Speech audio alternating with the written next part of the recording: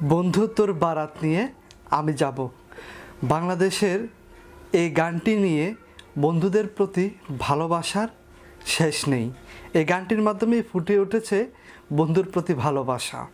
কিন্তু ভারত বাংলাদেশের এই বন্ধুত্ব দিন দিন যেন তিক্ততায় পরিণত হচ্ছে। হ্যাঁ বন্ধুরা, ভারত বাংলাদেশি ট্যুরিস্টদের জন্য 3 দিনের ভ্রমণ নিষেধাজ্ঞা জারি করেছে।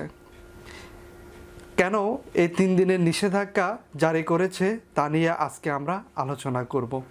এখনও যারা আমার চ্যানেলটি সাবস্ক্রাইব করেননি, অনুরোধ করব আমার চ্যানেলটি সাবস্ক্রাইব করে দেওয়ার জন্য এবং বেল আইকনটি ক্লিক করে দেওয়ার জন্য, যাতে করে আমার নতুন নতুন তথ্যগুলো আপনাদের মাঝে সহজে এবং খুব দ্রুত শেয়ার করতে পারি।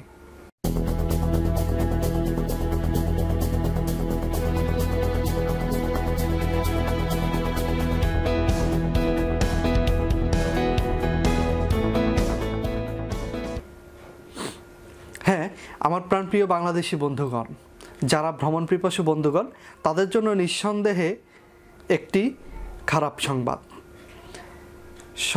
18, 19 এবং 20 মে বাংলাদেশে যারা ভারতীয় ট্যুরিস্ট ভিসাধারী রয়েছেন তাদের জন্য ভ্রমণ নিষেধাজ্ঞা জারি করেছে ভারতীয় সরকার। কারণ চলছে ভারতে লোকসভা নির্বাচন। এই নির্বাচনকে সামনে রেখে আগামী এই 3 দিন ভারত ভ্রমণে যেতে মানা বাংলাদেশি ট্যুরিস্ট ভিসাধারীদের। তবে হ্যাঁ, আশার আলো এখানেই, যারা ট্যুরিস্ট ভিসা ব্যতীত মেডিকেল ভিসা এবং ভারতীয় পাসপোর্টধারী রয়েছেন তারা অনায়াসে যাতায়াত করতে পারেন ভারতের যে কোনো পোর্ট দিয়ে। দ্য বিজনেস স্ট্যান্ডার্ড বাংলায় জানানো হয়েছে, ট্যুরিস্ট ভিসায় 3 দিনে ভারত ভ্রমণ করতে পারবে না বাংলাদেশিরা। ভারতে পশ্চিমবঙ্গে লোকসভা নির্বাচনের কারণে এই নিষেধাজ্ঞা জারি করা হয়েছে। ভারতের 3 দিনের জন্য ট্যুরিস্ট ভিসা বাংলাদেশিদের ভ্রমণের ওপর নিষেধাজ্ঞা দেওয়া হয়েছে। ভারতের পশ্চিমবঙ্গে লোকসভা নির্বাচনের কারণে এই নিষেধাজ্ঞা জারি করা হয়েছে।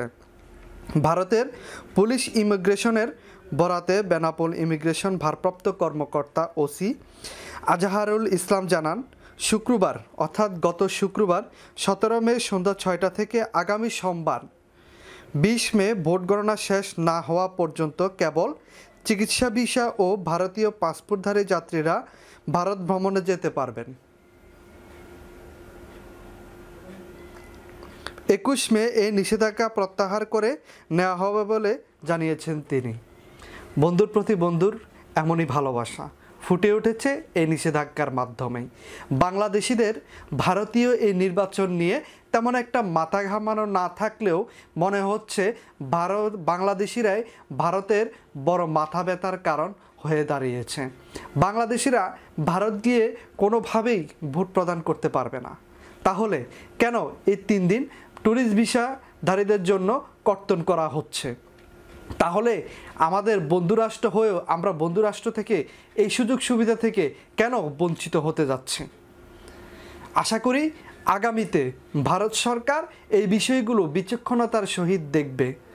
আমরা নির্বিঘ্নে এবং নিরাপদভাবে ভারত ভ্রমণ করতে পারবো বলে আমরা আশাবাদী।